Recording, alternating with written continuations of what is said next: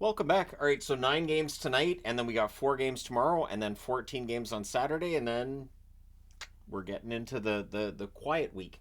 We'll start things off talking about Philadelphia and Detroit. The Flyers are in trouble. They absolutely are. I think so. Anyways, Ersson versus Line, and then this one, Wings press are kept to the outside.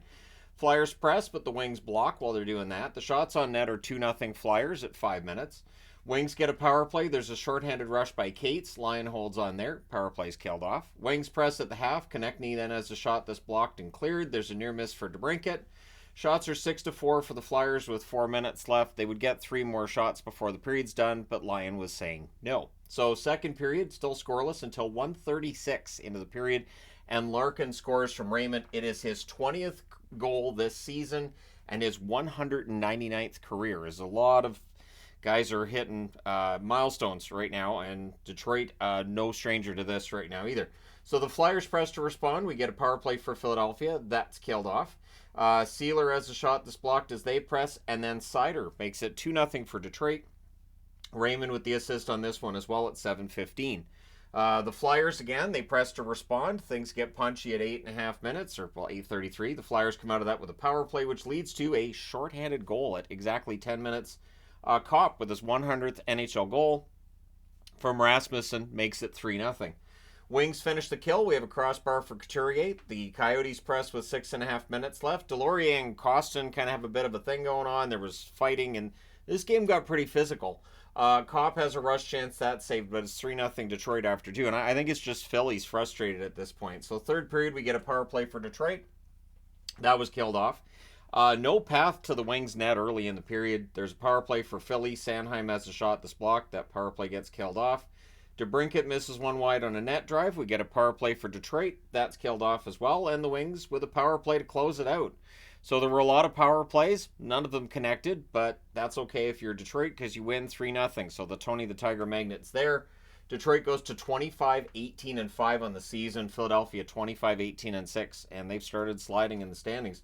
Shots on net 9-4 Philadelphia in the first, 10-8 Philadelphia in the second, 11-5 Philadelphia in the third. Final shots 30-17 for the Flyers.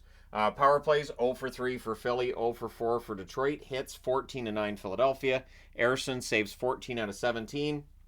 Alex Lyon continues this amazing run, 30 saves for the shutout. So good on him there. All right, next up, Islanders in Montreal. This was really unpredictable. So it's Varlamov versus Montembeault, and of course it's Patrick Roy returning to Montreal as a head coach of the Islanders for the first time. Early press by the Isles. In fact, the shots are 3-0 New York 3 minutes in. Barzell's denied and close. The Habs press at 5.5 minutes. They end up getting a power play, and they score on it. At 7:06, it's Suzuki from Slavkovsky and Monahan. We then get a power play for New York. There's a short-handed 3-on-1 that's defended, and we get a minute and 34 seconds of 4-on-4. During the 4-on-4, Caulfield scores from Suzuki at 11:36. Then it becomes a Montreal power play. They score on that as well. It's Monahan from Matheson and Montembeault at 12:19. This is where Patrick Roy calls the timeout, rightfully so. Habs press with 6 minutes left. We get a power play for the Islanders. That's killed off. With a minute and 10 seconds left, a power play for Montreal. So that rolls over into the second period. They're up 3-0. The Islanders finish the kill. Engvall has a rush chance. That's held. We get a power play for the Islanders. It becomes a 5-on-3, and during the 5-on-3, Horvat scores. Barzell and Dobson with the assists at 3:02. Monahan nearly answers, shorthanded. But that power play ends up being killed off. The shots are 6-3 Islanders at 6 minutes. The Habs draw a power play. That's killed off. The Islanders get a power play. Barzell has a one-timer that goes wide. Power play's killed off. And then the Habs press in the final minute. But it's 3-1 Montreal after 2. Third period, Evans with a near miss at the net. 4.5 minutes in, Montreal has the only shot on net. Power play for Montreal, that's killed off. The Islanders press at 9.5 minutes. We get a power play for the Islanders, 5-minute review, and yep, it's a 5-minute for Gallagher. Out you go. And during the 5-minute power play, the Islanders would tie it. First, it's Barzell from Dobson and Palmieri at 14:52. And then at 16:28, Palmieri scores from Dobson and Horvat. So that ties up the game. Dobson with 3 helpers in this game. Horvat with a goal and an assist. Barzell with a goal and an assist. Palmieri with a goal and an assist as well. So pretty concentrated scoring there for the Islanders. But the Habs do kill the rest. There was a little less than a minute left, I believe, in the 5 minutes at that point. And then at 17:48, Monahan, with his second of the game, scores from Anderson and Caulfield. And so Montreal's ahead 4-3. The Islanders pull the goalie. Horvat's denied in the closing seconds. Montreal holds on and wins this one 4-3. Like I said, they like to get back to NHL 500. They're now 20, 21, and 7 on the season. For the Islanders, this one costs them 20, 17, and 11 on the year. Shots on net, 13-12 Montreal in the first, 18-7 Islanders in the second, and 16-6 Islanders in the third. They outshot Montreal 46-26. Power plays, Islanders 3 for 8, Montreal 2 for 5. Hits 22-14 Montreal. Varlamov saves 22 out of 26. Montembeault, another strong game for Montembeault, 43 saves on 46 shots. He's a pretty good goaltender. All right, moving along. Boston and Ottawa. I really thought Ottawa was going to win this, and when you look at the shots and just the way this game was played, Swayman kind of steals a couple of points tonight. So it's Swayman versus Korpisalo. There's a mask save on Tkachuk early. The shots are 3-1 Ottawa, 2.5 minutes in, and Swayman is keeping this scoreless early. We have 2 minutes of 4-on-4. Long stretch with no shots for the Bruins. It was at least, I think, like 13, 14 minutes between shots for Boston. Power play for Ottawa. There's a shorthanded rush by Zacha. That's defended. It's killed off. As I said, Bruins stuck on one shot. But with 1:27 left, the Bruins get a power play and they score on it. It's Pastrnak from McAvoy and Coyle at 18:36. It takes 3 seconds for them to score on that power play right off the faceoff win set play. And of course, it's Pasta that buries it. So even though Ottawa had the lion's share of play in that first period, they come out of it down 1-0. Second period. Joseph has a blast. That's blocked. The shots are 4-0 Boston 3.5 minutes in. Forbert fires one wide as Bruins press. And now it's the Senators that have gone without a shot for quite some time. We get a power play for Ottawa. That's killed off. But at 18:19, Frederick scores for Boston. Zacha and Pastrnak with the assist there. We then get a power play for Ottawa after that. That one's killed off as well. Joseph has a rush chance. That's blocked. Kelly then had a slot shot that's blocked. With 1:51 left, the Sens with another power play.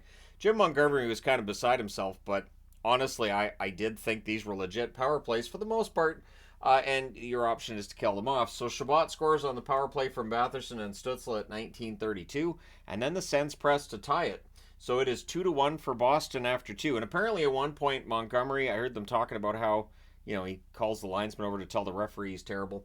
Anyways, third period. The Sens press at 5.5 minutes. Zub has a shot that's blocked. The teams exchange rushes. Keep in mind, at this point, there's 9 games on.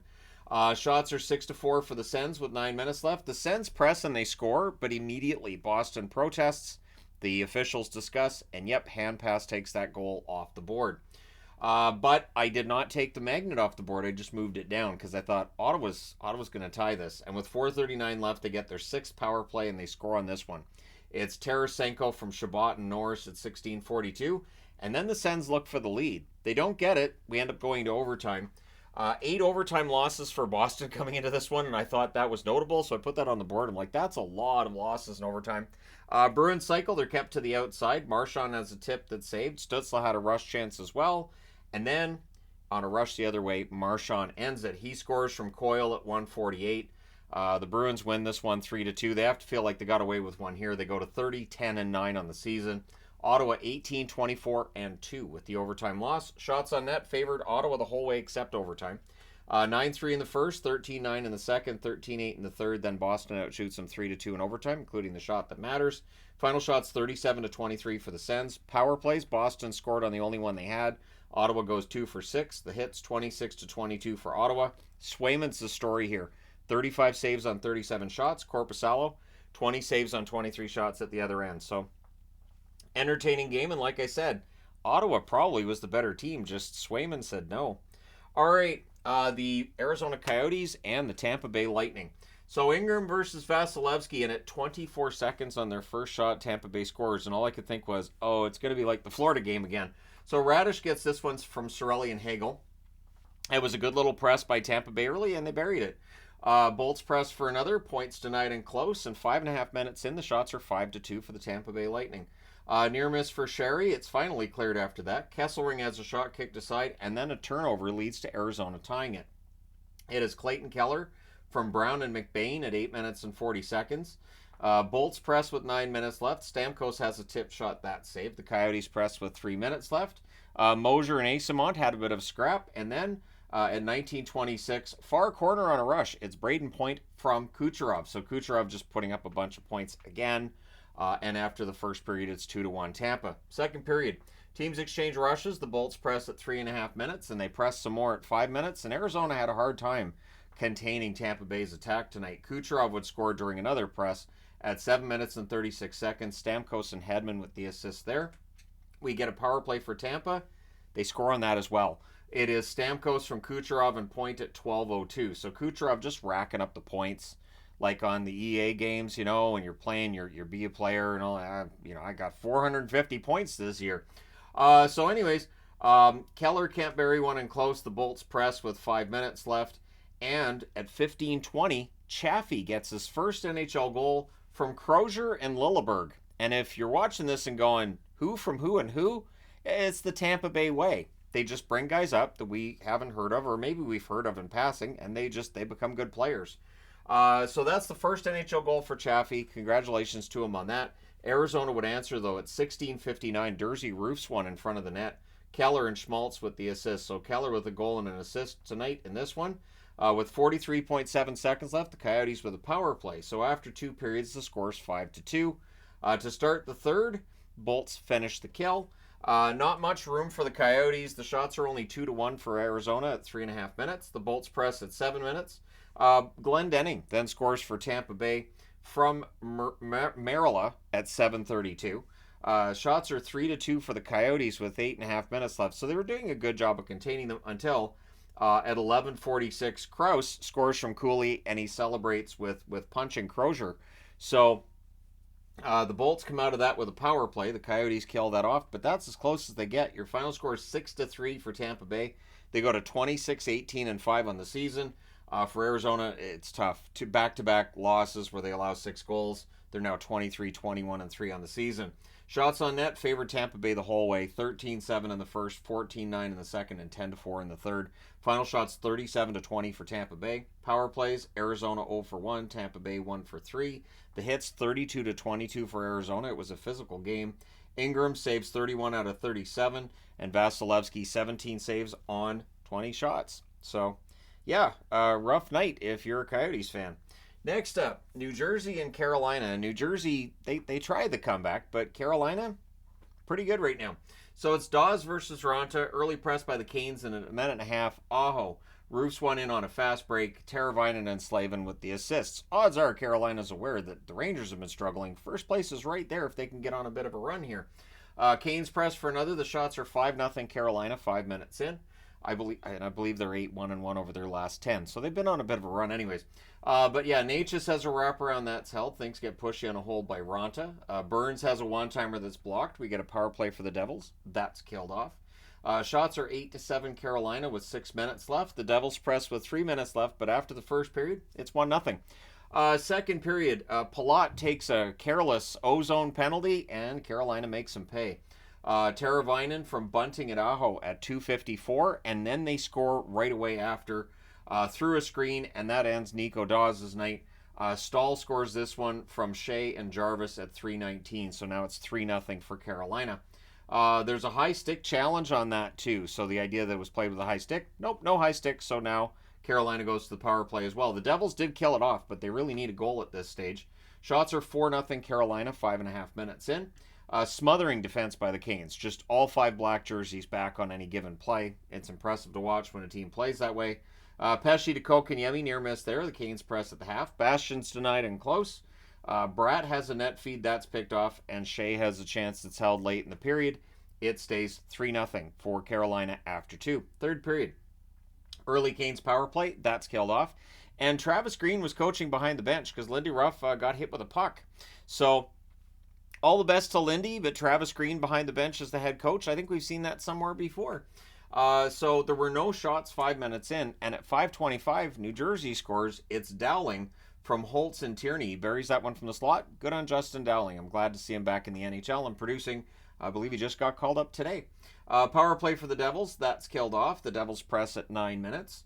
The Canes draw a power play. That becomes a 4-on-4. Everything gets killed off there. We're down to 5.5 minutes left. The shots are 8-3 New Jersey with 5 minutes left.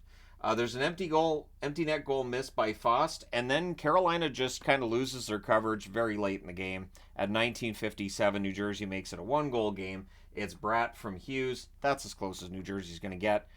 So your final score is 3-2 for Carolina. They go to 27-15-5 on the season.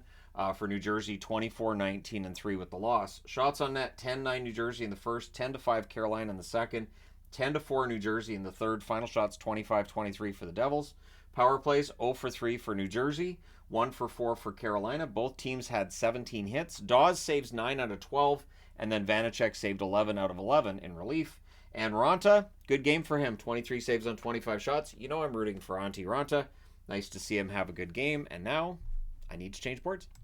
All right, we almost had a huge upset in Dallas tonight. And the interesting thing was that, Gibson did his impression of a wall for a long time tonight. So it's Gibson versus Ottinger. The teams exchange rushes, and Duchesne would open the scoring for Dallas. He scores from Marchment and Sagan at 2 minutes and 22 seconds. Leeson to Terry, near miss at the net. Shots are 4-2 Dallas at 6.5 minutes. The Ducks press at 9.5 minutes. The Stars then take their turn. They press with 9 minutes left. The lights guy thought the Stars scored.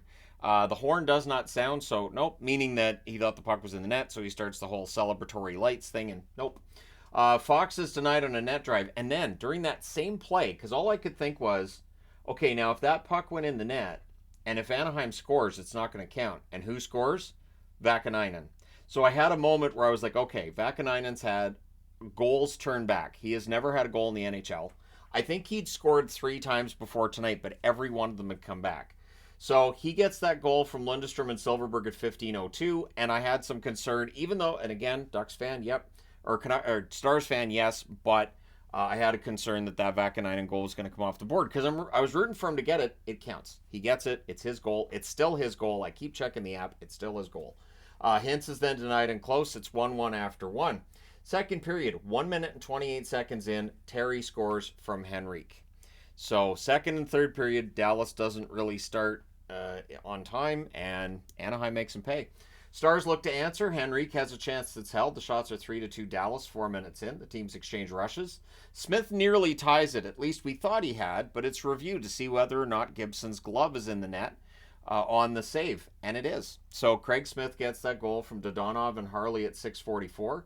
We get a power play for Dallas. That's killed off. The Stars get some pressure with 2.5 minutes left, and honestly, they dominated that period, but it's 2-2 after 2. Third period, really poor defensive coverage by Dallas, and 12 seconds in, Anaheim makes him pay. It's Silverberg, who all of a sudden is hot on the goal-scoring side of things. He buries it from the slot. Lundestrom fed him from behind the net. McTavish with the other assist. And again, 12 seconds into the period, and Anaheim's ahead 3-2 in a game that they've been outshot badly. Stars look to respond. Sagan has a one-timer that's held. Pavelski has a shot that's blocked and cleared. Shots are 5-3 Dallas, 6 minutes in. We get a power play for Dallas. Pavelski's denied and close. Now that power play's killed off 7 shots on that Dallas power play. 7. So Gibson doing his best impression of a wall, but on their 40th shot of the night, Dallas scores at 10:31. It's Heiskanen from Harley. So I wonder with Heiskanen coming back if that might impact Harley's production. It did. It went up. So that was glove side, and then the shots are 18-4 for the Stars with 7 minutes left. We get 2 minutes of 4-on-4. Carlson has a net drive that saved.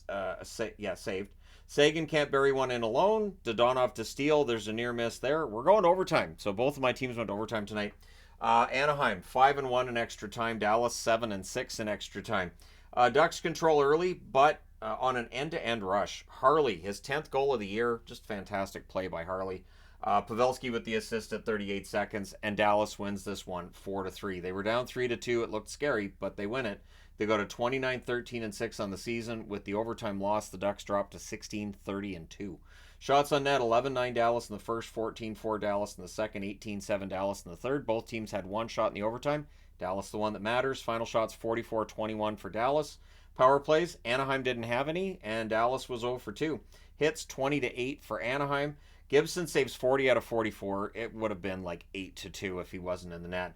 Ottinger, 18 saves on 21 shots, or I guess 8-3. Although that Silverberg one, I kind of wanted to save on that one too. But anyways, Dallas wins it. They survive the dreaded trap game. And for Anaheim, they get a point. But they really needed 2 if they want to get anywhere near a playoff chase, which I don't think that's going to happen. All right, next up, Nashville and Minnesota. So I'm wearing Preds. I wore Minnesota for the preview this morning, and here we are. Saros versus Gustafsson. The Preds score, but there's no goal. It was knocked in with a high stick. Wild press at 2 minutes. Bogosian has a chance that deflects wide. The shots are 4-3 Nashville, 4.5 minutes in. Foligno has a shot that deflects wide. Saros with a kick save on Gaudreau. Wild press at 9 minutes. O'Reilly with a backhand is saved as the Predators are looking to open the scoring. We get a power play for Nashville. That's killed off. The Wild were stuck at 3 shots for a while. They do get some more shots before the end of the first period, but Nashville, really strong road period. Scoreless, though. Second period, Preds have a 3-on-2. That's defended. Good back and forth follows that. The Wild had the only shot on net 5 minutes in. There weren't a lot of whistles early either. We get a power play for the Wild. Faber fires one wide. It's cleared out. It's killed off. The Wild press at 8 minutes. We get a power play for the Wild. They score on it. It's Eriksson from Kaprizov and Zuccarello at 12:44. There's a press by Nashville with 6 minutes left. McCarron had a pretty good tilt with Middleton. Bogosian then gets into a fight. He takes the instigator, so that's 17 minutes and penalties for him. Preds come out of that with the power play. That's killed off with 1:37 left. The Preds with another power play, so that rolls over into the third period. The Wild do finish the kill. However, Carrier scores from Trennan and Sherwood at 1:44. And then at 2:19, so it's those back-to-back goals. Forsberg from Yossi and O'Reilly. Now, the Wild do press to respond. Not that they get shots. The shots are 4-0 Nashville 6 minutes in. Shen has a shot kicked aside. There was a crossbar for Trennan. It's really all Preds at this point. Brodin has a shot that's blocked and cleared. The Wild are getting zone time, but the Predators doing a good job of blocking at that stage. Forsberg to O'Reilly misses on a 3-on-1. And then Yossi with one that goes kind of through Faber under his arm here. And then past Gustafsson. There's no way he saw it. So Yossi gets credit for that one from Nyquist and O'Reilly at 11:32. There's a press by Nashville with 6.5 minutes left with 5:19 left. The Wild with a power play, and they score on it. It is Boldy from Faber and Kaprizov at 16:09. That makes it 3-2. Preds have a 3-on-1 then that's broken up with 5.1 seconds left. Icing by the Preds. Obviously, we're at the goalie being pulled situation. They're not able to tie it up, though, and things get kind of punchy at the horn. So your final score is 3-2 Nashville. They go to 26-21-1 on the season. The Wild drop back below NHL 500 at 21-22-5 on the season, which they and Calgary seem to be kind of tied together right now. Anyways, shots on net, 11-6 Nashville in the first, 11-4 Minnesota in the second, 13-7 Nashville in the third. Final shots, 28-24 Nashville. Power plays, Nashville 0-2, Minnesota 2-4. Hits, 23-13 in favor of Nashville. Saros saves 22 out of 24. Gustafsson 25 saves on 28 shots. So, yeah, Nashville goes out and wins a big game on the road, and it's a divisional game to boot. All right, next up, Columbus and Calgary. This I didn't see coming. Although you know when Johnny Gaudreau goes in and plays in Calgary, he's going to be telling his teammates, there might be a few bucks in it for you guys. I might pay for some meals if we can get the win tonight. So it's Tarasov versus Markstrom, and it's just boo Johnny night. Every time Gaudreau touches the puck, you do not have to look at the screen. You know who has the puck because they're all booing him. It doesn't help, though. 2:50 in, Columbus opens the scoring. It's Chinikov from Werenski and Sillinger. Now, the shots are 6-2 for Calgary at 5.5 minutes, but they're behind until Weegar ties it at 7:26. Mangiapane and Coleman with the assists, and a good forechecking leads to the goal because Coleman's out there. Flames look for the lead, but at 11:48, Damon Severson scores unassisted to put Columbus ahead. That lead doesn't last either. 14:42 in, Zeri scores from Coronado and Anderson. So it's 2-2 after one, and it looks like we might have a really high-scoring game. Nope. Second period, Columbus has a 3-on-2. That's broken up. Shots are 3-2 Columbus, 4 minutes in. Hannafin gets denied. Tarasov holds. Tarasov had a really good game tonight. We get a power play for Calgary, so they have a chance to go into the lead, but it's Texier bearing his own rebound off a 2-on-1. Voronkov with the assist at 6:33, and then Columbus, most importantly, finishes the kill. Now they have the lead, and Calgary's trying to fight their way back. Fantilli has a rush chance, that's saved. Coleman shot blocked with his hand, and he ended up exiting. He would come back into the game. We get a power play for Columbus, that's killed off. Flames have a 2-on-1, that's defended. Columbus presses with 3 minutes left. With 2:03 left, the Columbus Blue Jackets get a power play. That's killed off. So after the second period, it's 3-2 for Columbus. But the third period's been a bit of an issue for Columbus this year. So how did the third period go? Honestly, it was one of the best third periods they've played this year. So Provorov has a shot that's held. We get a power play for Calgary. Coleman can't bury one in close. Hanifin has a shot that's held. Power play's killed off. Columbus presses at 7 minutes. Boquist gets hit in the face with a puck on the bench. Sillinger was looking to clear it, and he hits his own player in the face. So hopefully Boquist is perfectly fine. Jackets and then there's strong back checking by Columbus, and then Roslovic gets cut on a Huberdeau hit, which was a boarding call. And so Columbus jumps in, punching, and it's also right next to the Columbus bench, so they all got a good look at it. And immediately you see Roslovic leaving, just blood all over his face. Just grim. So they review it. They call the 5 minutes so they can review it. And yeah, Huberdeau's gone with a 5-minute major. We'll see if anything happens from Department of Player Safety tomorrow with both of the 5-minute majors where the player gets kicked out. We'll see if there's hearings or just fines, but that was a scary one from Huberdeau. And the funny thing is, I don't think he meant to do it. Like, you could see right away, he's like, oh crap. But what's done is done. So, yeah, we'll see if Department of Player Safety says anything tomorrow about that one. So the Jackets emerge with a 5-minute power play with 8.5 minutes left in the game. That's just that kneecaps your team, right? So the Flames shot block, they knew they had to kill it. There was a shorthanded blast from Mangiapane that saved, but then Voronkov would score on the power play from Fantilli and Severson at 13:43. Now the Flames do kill the rest. Columbus in total had 6 shots during the 5-minute power play, but now the Flames are down by 2 and there's only 3.5 minutes left. Goalie pull happens with 2:20 left, and then at 18:18, Fantilli hits the empty net. Chinikov with the assist. So Columbus goes into Calgary and wins 5-2. Johnny Gaudreau was held off the score sheet, but still. Columbus goes to 15-23-9 with their first regulation win since, I think they said December 19th. Their last regulation win was that 9-4 win over Buffalo.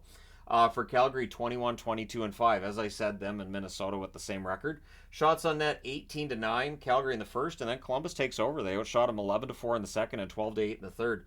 Final shots, 32-30 for Columbus. There's a lot of troubling trends for Calgary right now. They've lost 4 in a row. Shots on, and power plays. Columbus 1 for 4. Calgary 0 for 2. Hits 15-12 for Columbus.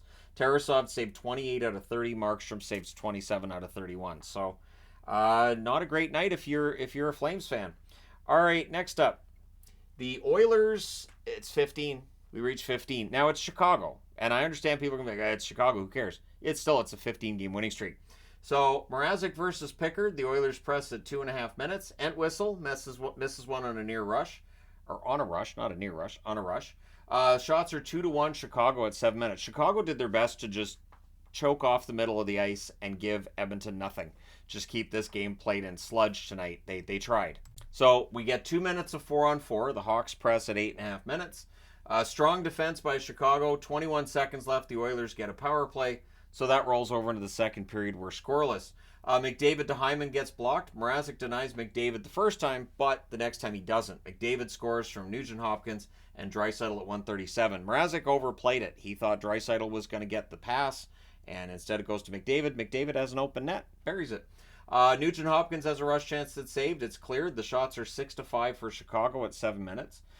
Kane to Ryan Nugent-Hopkins, near miss there. The Oilers press with 9 minutes left. Holloway fires one high on a rush. Things get pushy on a hold by Pickard, and Entwistle has a penalty shot that's saved, and Desharnais went back and let his goalie know, hey, thanks for that because you bailed me out. So yeah, it's 1-0 Edmonton going into the third period. Early jump for the Oilers. Entwistle has a net drive that's blocked. Radish has a chance that's defended. The shots are 4-0 for Chicago 5 minutes in, but Desharnais has a shot that deflects wide, and then at 6:33, Hyman tips one in at the net from McDavid and Draisaitl, so that makes it 2-0 for the Oilers, and it's first time in a while McDavid's had multiple points in a game. It does feel like McDavid's more about the winning than about the points this year. So the Oilers press for another. Hawks press with 9.5 minutes left. Draisaitl to Hyman, there's a near miss there. McDavid's denied. The Oilers press. Things get pushy on a hold by Pickard. McLeod is robbed in close. The goalie pull happens with 2 minutes left, and it's an empty netter. McDavid scores this one from Draisaitl at 18:45. So McDavid with 2 goals and an assist. Draisaitl with 3 helpers. They win 3-0. Edmonton goes to 28-15-1 with their 15th win in a row, and for Chicago 14-33-2. They've lost their share of games, but they stay in them and they stay competitive. So shots on net, 7 apiece in the first, 12 apiece in the second, and then the Oilers take over in the third. They outshoot Chicago 15-8. Final shots 34-27 for the Oilers. No power plays for Chicago. The Oilers scored on the only power play they had. Hits were 28-19 in favor of Chicago. Mrazek saves 31 out of 33. Pickard saved all 27 shots for his first shutout in a while, I would think. But Pickard's been good. So kudos to him. Congratulations to him on the shutout after so many years toiling in the AHL. He's getting his chance to show he can be a backup again. So awesome. But let me know your thoughts in the comment section below. As always, don't forget to hit like and subscribe if you haven't done so already. And that means that I did a 10-game winning streak video on the Oilers, and they've won 5 games since then. So no jinx allowed. All right, thank you guys so much for all your support. I will talk to you again soon.